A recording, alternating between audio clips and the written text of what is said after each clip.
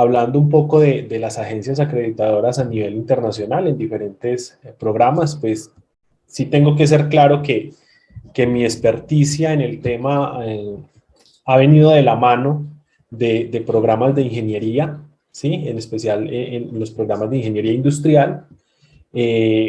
He tenido pues la oportunidad de liderar procesos de acreditación internacional bajo el sello APET en un programa específicamente de ingeniería industrial, pero digamos que en este orden de ideas no es ajeno todo el escenario que, que hemos venido tocando en este curso, y es todo aquello relacionado con los resultados de aprendizaje y cómo de alguna manera esta nueva estrategia, esta nueva mirada que se le está dando al proceso de gestión curricular permite de alguna forma visualizar también la posibilidad de que como universidades, como programas de educación superior, estemos pues a la altura de programas también de educación superior a nivel internacional, ¿sí? Para nadie es un secreto también, y para muchos de nosotros es una tentación visualizar la posibilidad de no solamente certificarnos y acreditarnos de alta calidad como programas a nivel local, sino quizá con los esfuerzos que requiere poder tener esta mirada también y estas acciones y este enfoque a, a obtener sellos o a obtener acreditaciones o certificaciones o reconocimientos a nivel internacional. Es claro que el esfuerzo de una acreditación, por lo menos en el orden local, es amplio, y pues esos esfuerzos significativos que se hacen en el cuerpo colegiado, pues deberían también de alguna manera contribuir a que podamos tener o de alguna manera un reconocimiento también a nivel internacional. Y creo que esa ha sido la apuesta de muchos programas en el país. No es una apuesta reciente, es una apuesta también de años atrás. Venimos escuchando del tema desde hace mucho tiempo, ¿sí? Y quizá pues con esta ola que para Colombia en particular desconozco la realidad normativa estricta de cada uno de los países de Latinoamérica, pero digamos que para Colombia con este nuevo esquema que se propone desde el decreto 1330 y que acoge también el CNA, digamos que se ha vuelto también una posibilidad y se ha abierto el marco para que muchas instituciones y muchos programas en el país atiendan la posibilidad o entre por lo menos en sus escenarios el pensar acceder a este tipo de acreditaciones. Pero digamos que también tengo que ser claro y muy coherente con lo que han hablado algunos de los compañeros a lo largo de este curso, y como hablamos también en sistemas de gestión de calidad, el fin de la implementación de un sistema de gestión de calidad, porque en últimas todos estos modelos de acreditación lo que buscan es simplemente implementar herramientas o sugerir, o mejor, invitar a que las instituciones generen y diseñen herramientas ajustadas a sus necesidades que les permita de alguna manera gestionar muy bien sus procesos misionales, ¿cierto? Entonces, en ese orden de ideas, cualquier sistema de gestión debe contribuir es a la mejora del proceso, contribuir a la mejora de la organización, y no por ello pensar también pues que el fin último es el certificado como tal, ¿sí? Creo que el primer error que se comete cuando asumimos la responsabilidad de implementar un sistema de gestión en las organizaciones es pensar que en mi letrero va a aparecer un sello que me certifica como buena calidad. Y creo que muchos de ustedes tienen claro eso. ¿Cuántas empresas, cuántas organizaciones de orden comercial, de orden educativo, de orden industrial, de cualquier tipo de orden, eh, ostentan certificados y sellos, pero su gestión del proceso deja muchas dudas frente a lo que realmente es la calidad esperada y percibida por todas las partes interesadas, ¿sí? No solamente del cliente, porque también hay que dejarlo claro, no solamente del estudiante, sino también en el caso pues, de las organizaciones educativas, del docente, del personal administrativo, del entorno social, de los proveedores, todos aquellos stakeholders que son, o esos grupos de interés que ponen sus ojos en la universidad porque en últimas es el escenario que va a permitir transformar la sociedad. Sin más preámbulos, pues vamos a dar un inicio a esta presentación. Permítanme acá un segundo. Tenemos que centrarnos un poco en algunas realidades que existen hoy en día. Es importante tener claro que todo programa de educación superior tiene una responsabilidad en los contextos sociales en los que se desenvuelve. Y básicamente es producir soluciones en la temática en la que quiere enfocarse ese programa inicialmente, porque claramente muchas veces tenemos graduados que adquieren unas competencias o adquieren unos conocimientos en nuestros programas, pero que por una u otra razón o circunstancia terminan desenvolviéndose en otros escenarios diferentes a los primeramente pensados en los perfiles de egreso que proyectamos y que, por ejemplo, la profesora Laura hablaba el día de ayer. Pero esos son casos excepcionales. En últimas, lo que hace un programa de educación superior es atender unas demandas en términos sociales y nosotros como entidad educativa pues vamos a proponer un ejercicio o una serie de actividades convertidas en procesos que nos van a permitir alcanzar unas, digámoslo así, unas competencias en esas personas que se gradúan y que esas competencias asumimos que es muy probable aporten a esa problemática.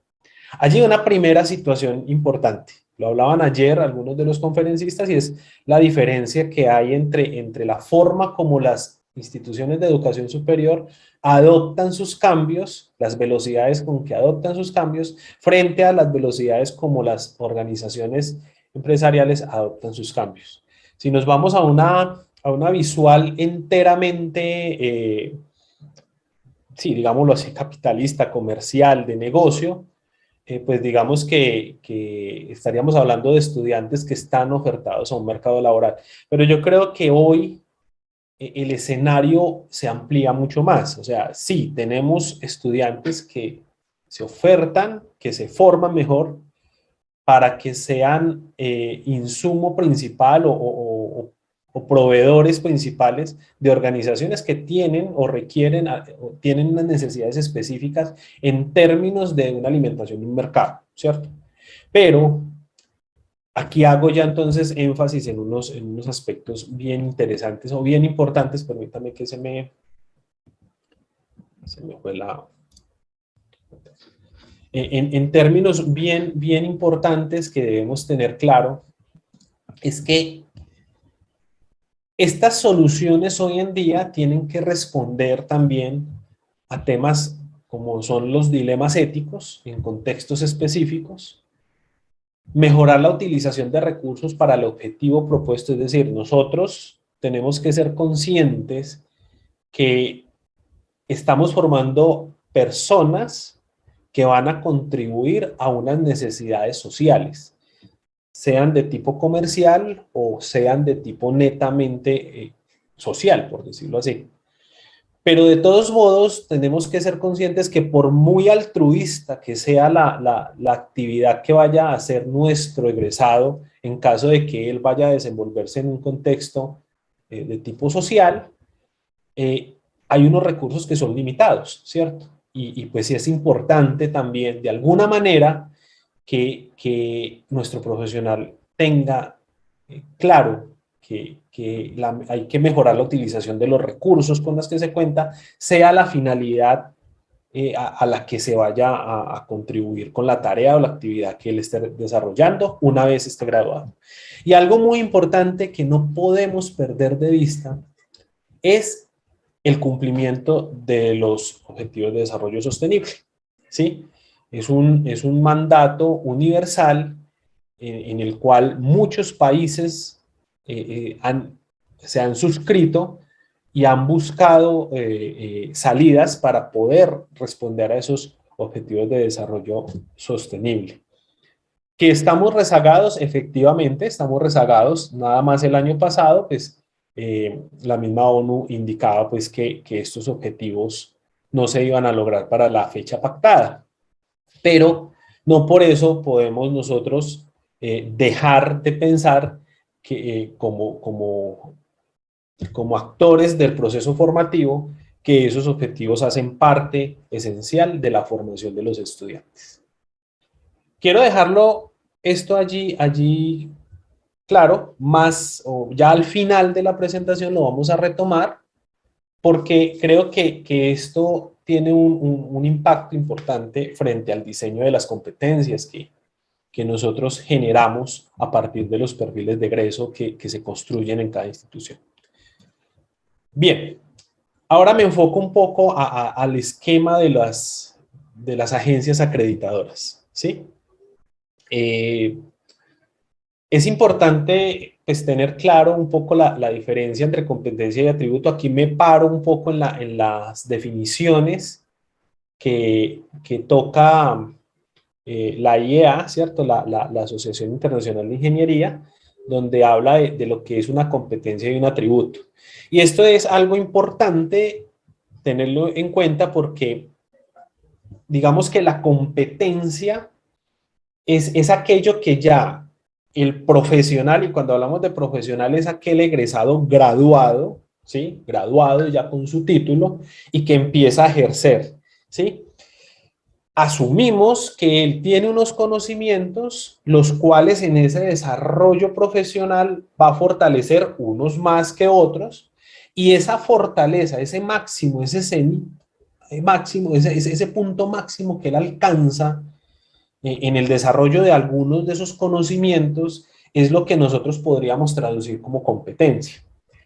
Aquí yo creo que de pronto pues mmm, haré, haré un comentario que por algunos referentes y algunos expertos de pronto puede generar contradicciones, pero creo que Gonzalo lo hablaba en su intervención de hace un rato, y es que la competencia pues simplemente es evidenciable en el momento en que aquel estudiante, o mejor, ese profesional, es observado por otro, pero en ese medio profesional, en ese desenvolvimiento de actividades profesionales.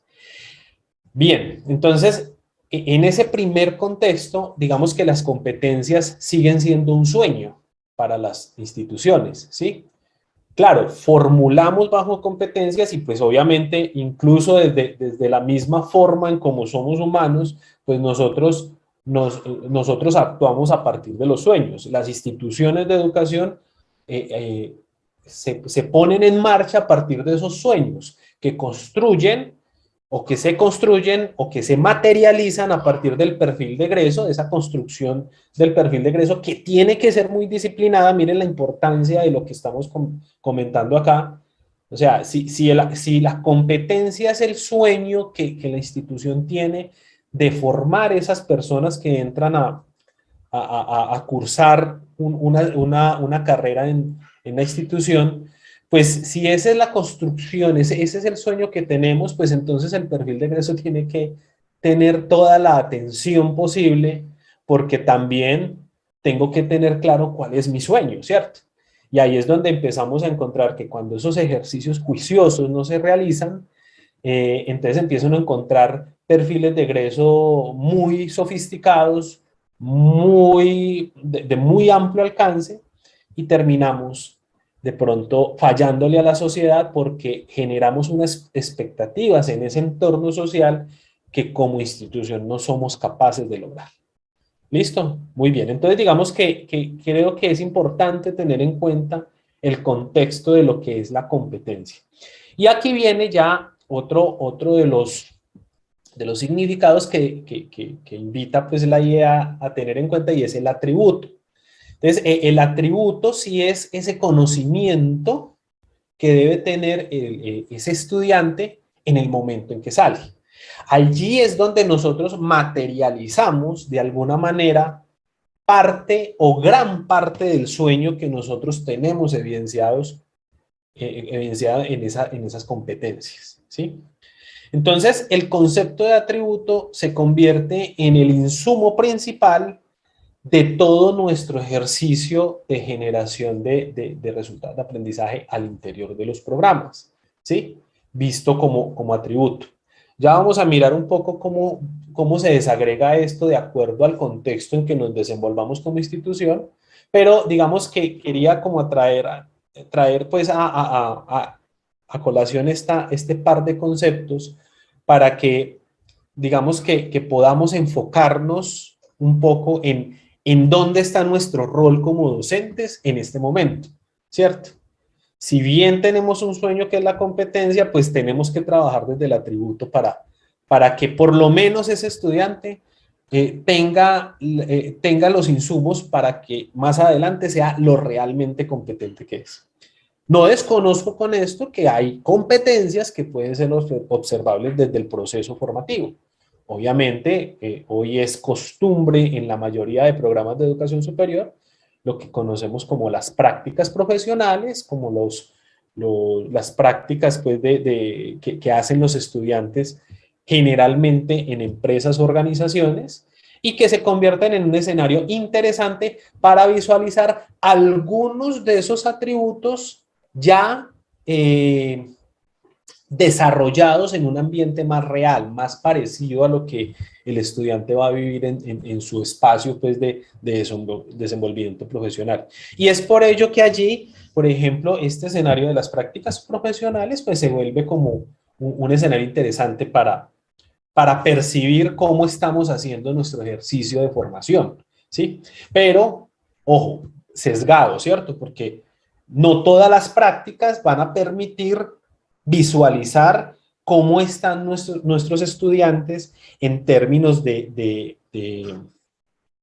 todas las competencias que nosotros pretendemos. Bueno, o sí podría permitir de alguna manera visualizar algunos de los atributos que nosotros desarrollamos en cada uno de los programas. Ok, entonces digamos que en este contexto es importante tenerlo en cuenta de esta manera. Pues, el atributo sale pues de aquellos acuerdos internacionales que se han firmado a lo largo de la historia, específicamente en esa década de los 90, con el proyecto Tuning y el Acuerdo de Bolonia, bueno, en fin, todos estos elementos que no nacen en los años 90 y creo que el profesor Jesús, si no es en este curso, lo dijo en alguno de los cursos que pueden ustedes encontrar en el portal de Penser. Nace por allá en los años 70, pues todo este movimiento de resultados de aprendizaje, pero digamos que encuentra un proceso de formalización en los años 90, finalizando los 80 y en esa década de los 90, encuentra un proceso de formalización y esos distintos acuerdos que van muy de la mano con el proceso de unificación de criterios en términos comerciales y en términos educativos de la Unión Europea, los acuerdos internacionales que favorecieron el esquema educativo, pues, o que relacionaron temas de unificación desde el punto de vista educativo, asumen el atributo como la definición. Ahora bien, se ha venido presentando unos ajustes, porque claro, en la medida en que nosotros estos acuerdos los vamos bajando a los niveles regionales o a los niveles de los saberes, porque una cosa es bajar un concepto a un país, otra cosa es bajar un concepto a un tipo de programa. Entonces, digamos que en la medida que fuimos descendiendo, aterrizando esos conceptos, entonces aparecen las agencias de acreditación internacional y ellos hablan de los student outcomes, ¿sí? O también de los resultados de programa. Digamos que no es un significado igual estas situaciones, pero sí son sí son equivalencias que se generan para poder facilitar el proceso de adaptación de los programas a este tipo de situaciones que nacieron pues ya como políticas de países y de grupos de naciones como tal. Entonces, las agencias hablan de los student outcome y ya las normativas nacionales, aquí de pronto podemos encontrar algunas situaciones híbridas, pues las normativas nacionales, en especial en Colombia, se habla de los resultados de aprendizaje, ¿sí?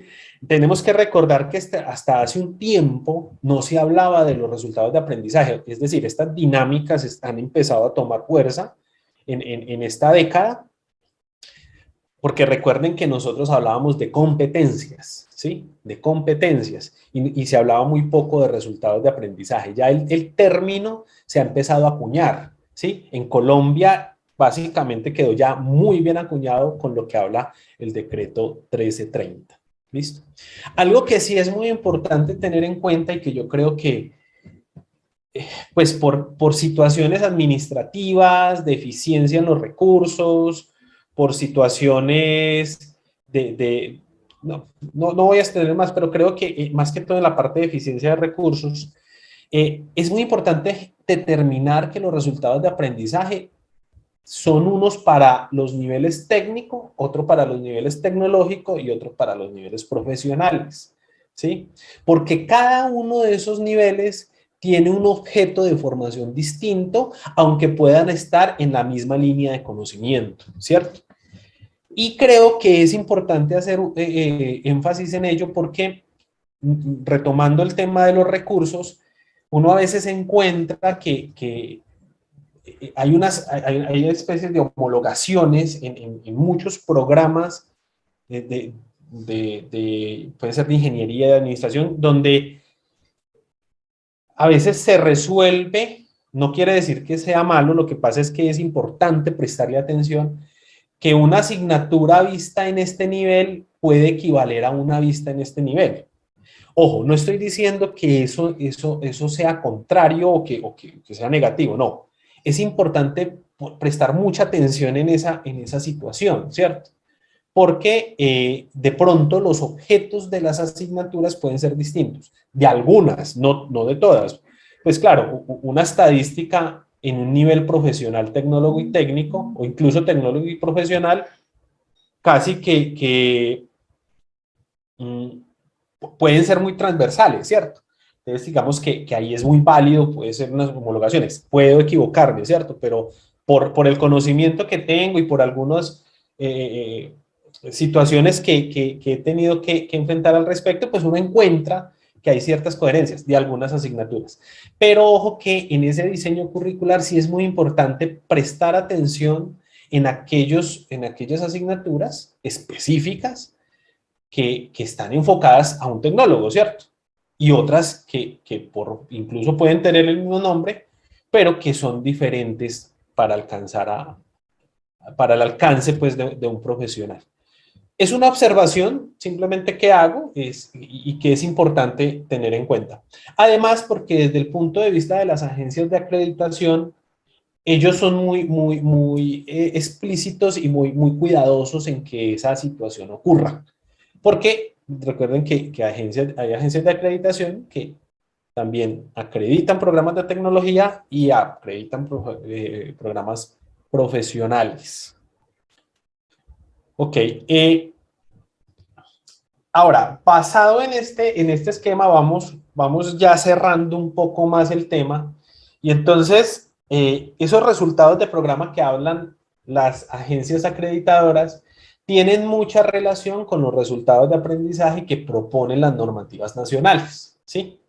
Y la finalidad que tiene cualquiera de los dos enfoques que yo tome, obviamente por legalidad, uno siempre toma el enfoque normativo nacional, obviamente, y después el enfoque normativo internacional, porque es voluntario, pero cualquiera de los dos enfoques siempre busca la medición del impacto. Y Jorge lo tocaba en la presentación anterior, la presentación que me antecedía, y ojo que hay que medir el impacto de nuestros procesos de enseñanza y aprendizaje.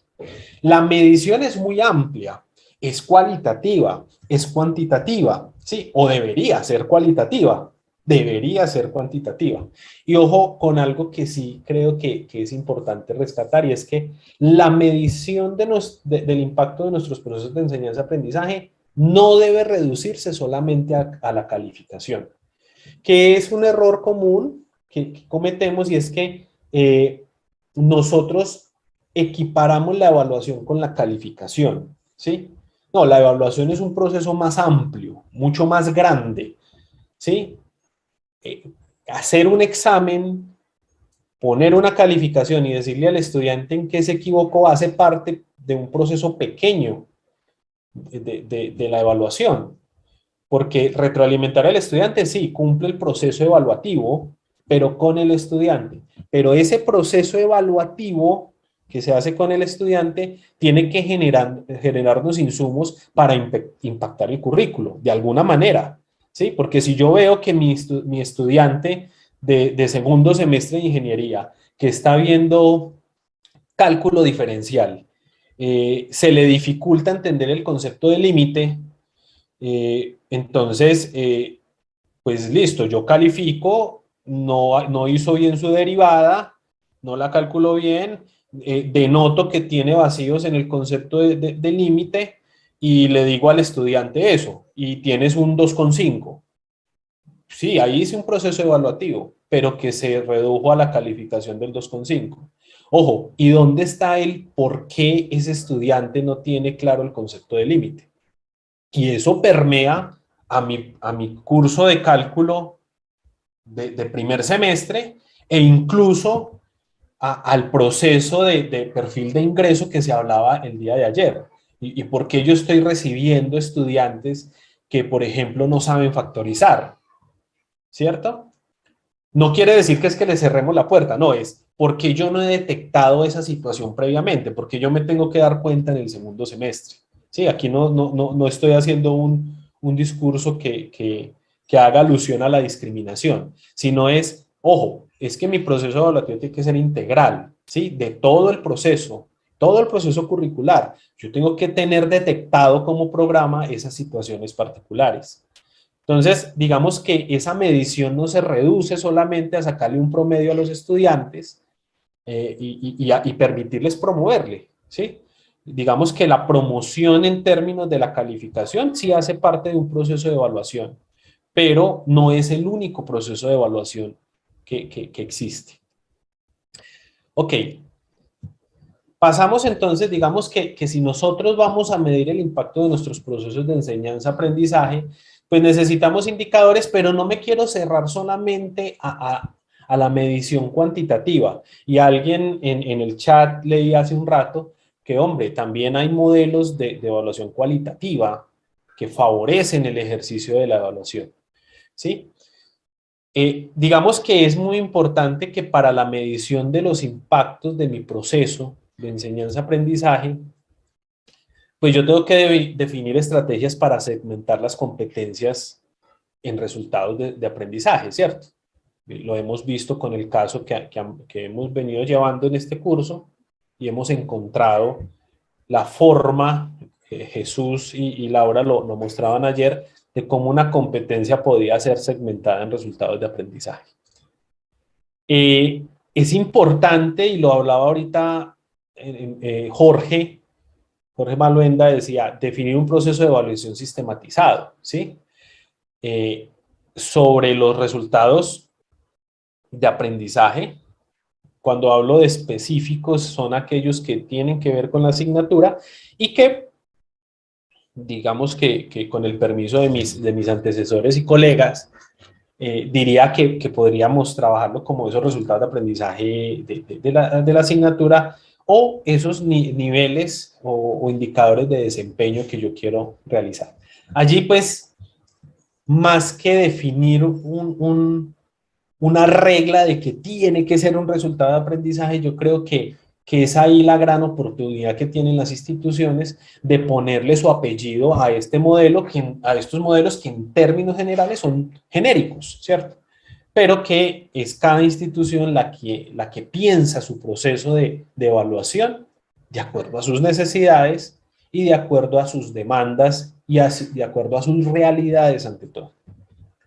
Entonces, definir un proceso de evaluación sistematizado sobre los resultados de aprendizaje. Cuando hablamos también de sistematizado, aquí yo creo que sí es muy importante hacer uso de la tecnología para poder tener información en tiempo real, ¿sí?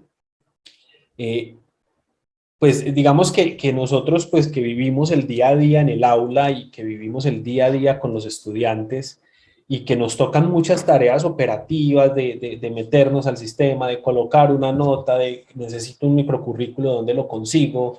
¿Dónde encuentro la malla curricular de mi programa? Digamos que cuando surgen ese tipo de preguntas y hay una dilatación entre la pregunta y la respuesta, una dilación, un espacio de tiempo, un lead time muy largo, digamos que en ese orden de ideas empieza uno a percibir que hay problemas en los sistemas de las instituciones. Y eso es una realidad en Latinoamérica, o sea, nosotros no podemos evitarla. Es una situación que ocurre eh, frecuentemente y constantemente en todas las instituciones, desde la más sofisticada y la que más tenga alumnos hasta la más pequeña universidad.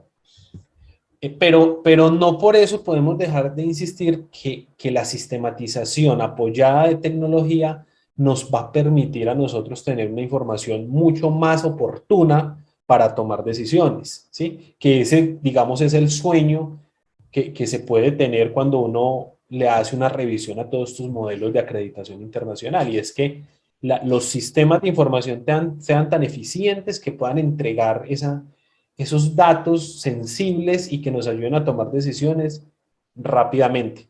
Decisiones no solamente como docente y como individuo, sino como el ente colegiado de docentes.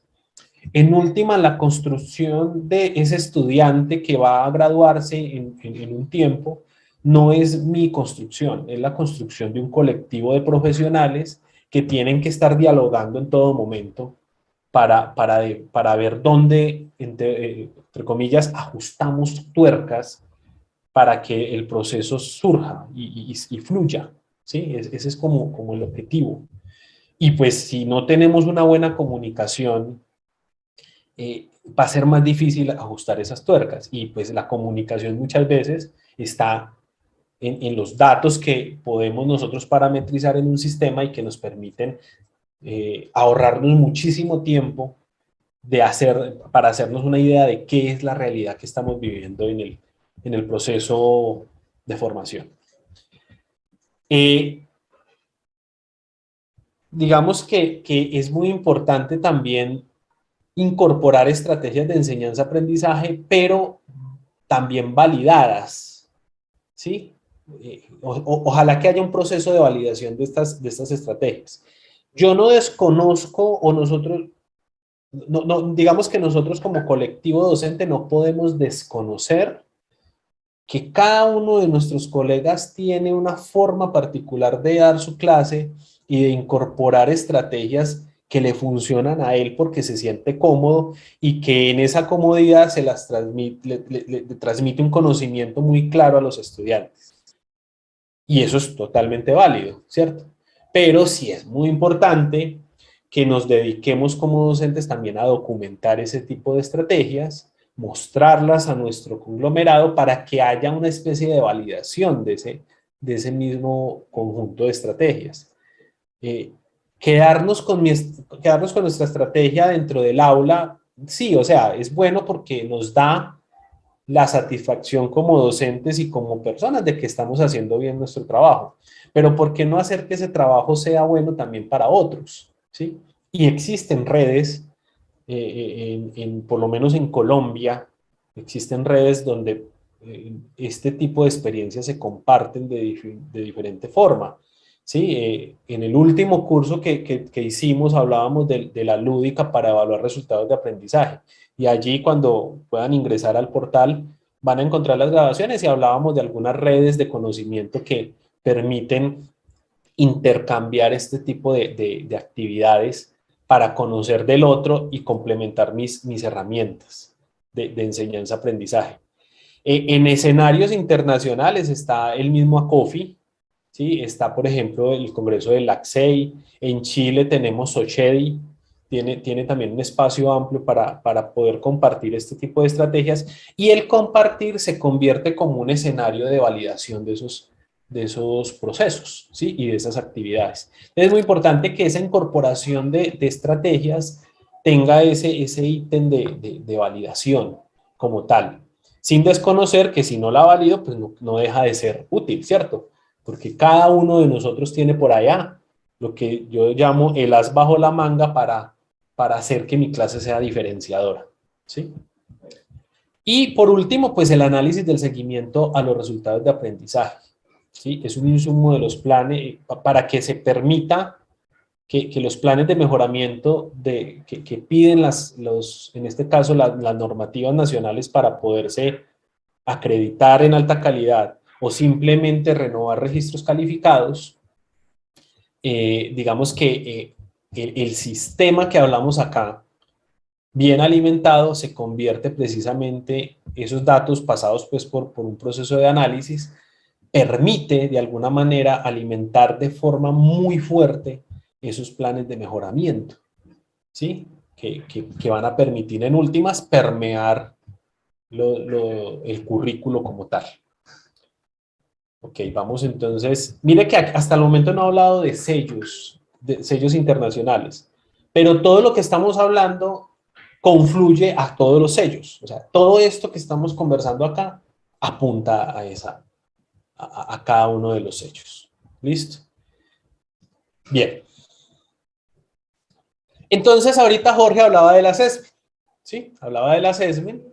Y claro, es que yo les decía hace un rato, la calificación es un proceso válido, importante, obviamente, porque es el que permite que el estudiante se promueva, pero hay una arista que complementa el proceso de evaluación y es el assessment, ¿sí? Bueno, yo cómo voy a hacer para medir o para tomar esos análisis de seguimiento de los resultados de aprendizaje y hacer los ajustes curriculares. La estrategia la pone cada programa. Pistas. En todas las agencias de acreditación piden que todos los docentes participen en el análisis de estos resultados de aprendizaje y en la generación y formulación de acciones. Eso es transversal para todos los sellos de acreditación, o por lo menos los que he consultado, porque tampoco uno puede decir que tiene, empezando por la experticia, no voy a meterme en sellos de otras carreras pues a profundidad, pero sí cuando uno logra visualizar o ver algunas de las exigencias, o mejor como lo llaman en la mayoría de sellos, de los criterios, es que en ese ajuste microcurricular, perdón, en esos ajustes curriculares, cuando se tome la decisión de hacer el ajuste curricular, sea una acción de mejoramiento que surgió de este análisis. Y esas acciones tienen que tener el concurso del cuerpo docente. ¿Sí? No es uno, dos, tres docentes quienes tomaron la decisión. O bueno, puede ser uno, dos o tres docentes que tomaron la decisión, pero que hicieron explícita esa decisión y socializaron esa decisión al cuerpo docente. Tampoco está diciendo que es que el cuerpo docente tiene que aprobar. Llevo yo una iniciativa y votemos si va o no va.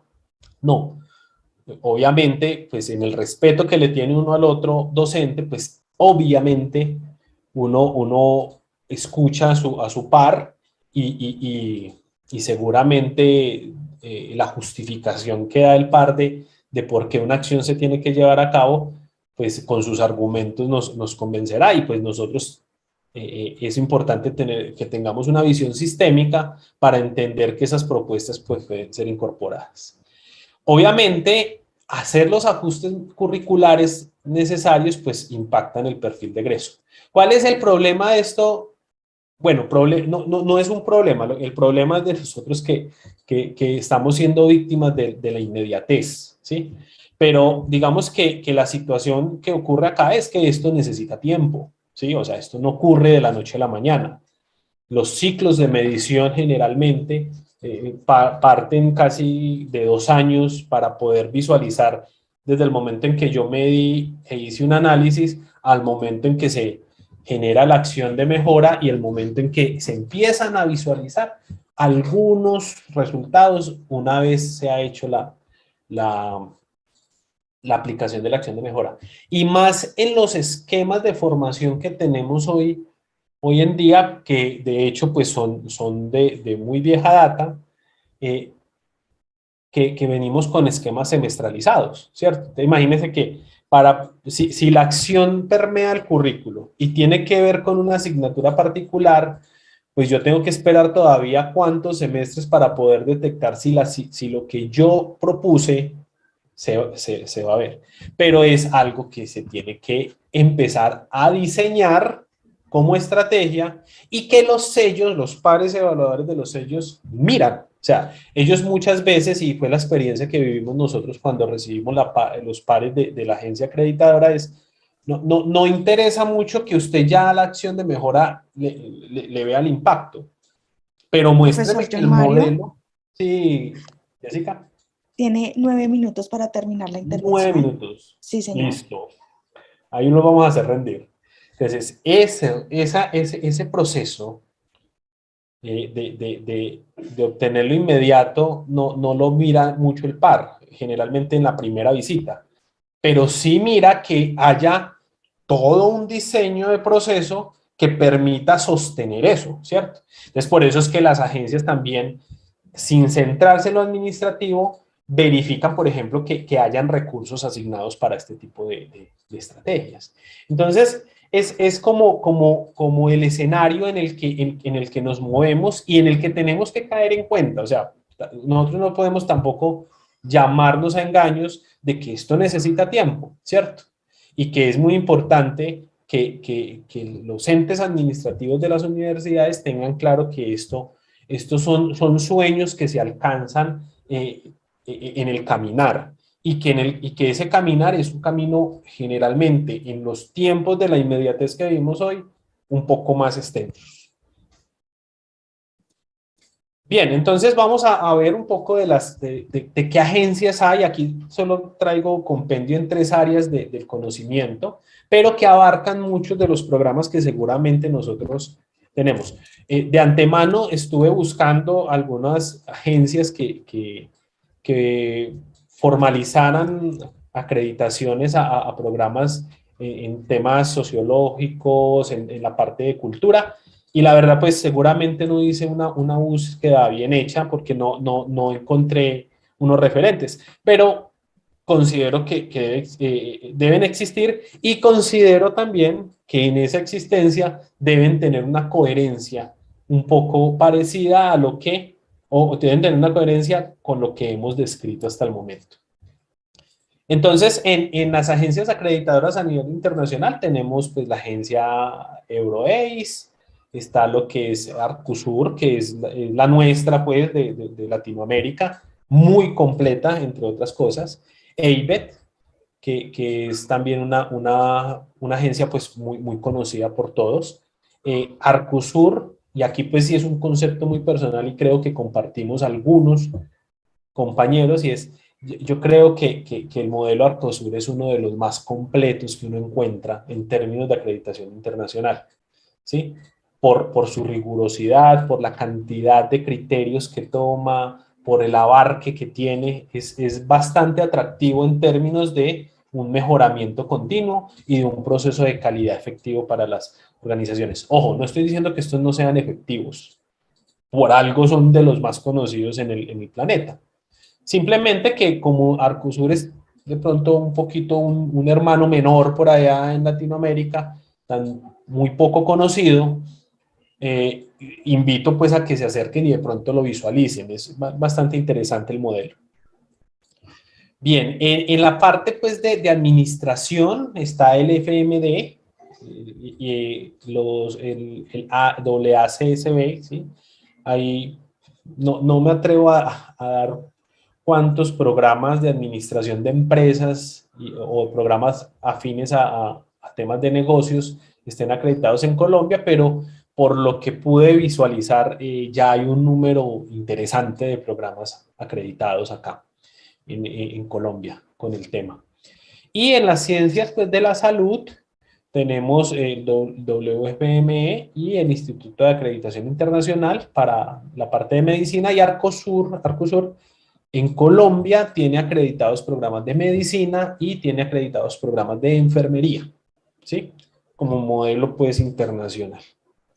Eso es pues como un barrido general. Y ya pues para finalizar en estos últimos minutos que tenemos, pues quiero traer pues de pronto el caso que hemos venido trabajando y voy a hacer solamente énfasis en esto, ¿sí? El detalle de la acreditación internacional frente a lo que nosotros venimos trabajando se encuentra en el resultado de aprendizaje. El resultado de aprendizaje tiene que estar muy alineado al estudio de Nauco y ya voy con eso voy a cerrar. Las competencias nosotros las generamos y hacemos un mapeo sobre los resultados de aprendizaje.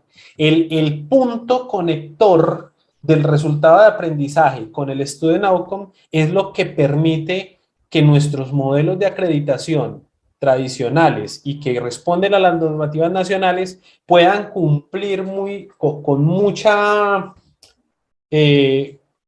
hablemoslo así, con mucha coherencia lo que solicita un modelo de acreditación internacional.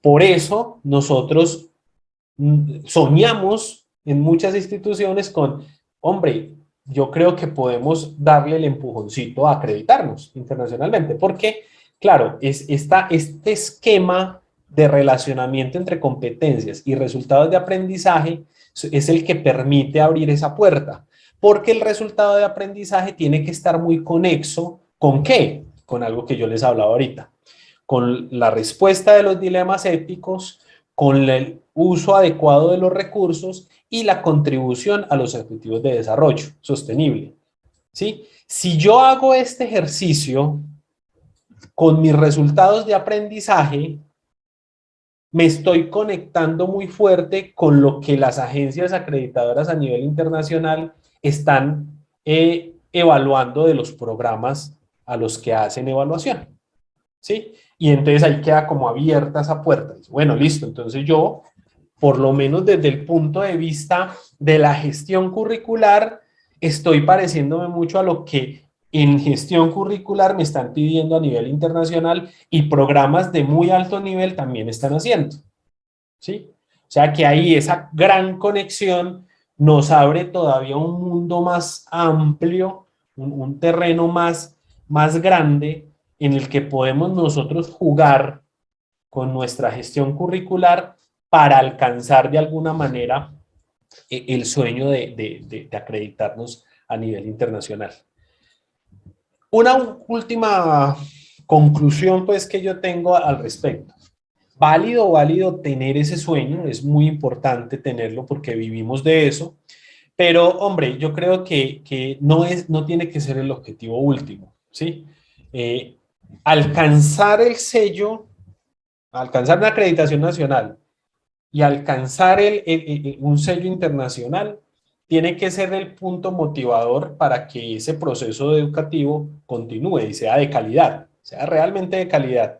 Porque si no, entonces nos va a pasar lo de las empresas muchas empresas que se certifican en ISO 9001 y que ustedes han tenido, cada uno ha tenido su situación particular con empresas certificadas así, y ustedes dicen, bueno, entonces, ¿por qué ponen este sello? Hacen alusión a que son una empresa de calidad y resulta que me pasan este tipo de cosas que no me gustan como cliente, en primera medida. ¿Cierto? Entonces, como cliente no me gusta esto, entonces ¿para qué sacan pecho de que que están certificados en alta calidad? Lo mismo pasa con los sellos nacionales e internacionales. El alcanzarlo es importante, pero mantenerlo es un reto mucho más amplio y mucho más interesante de explorar.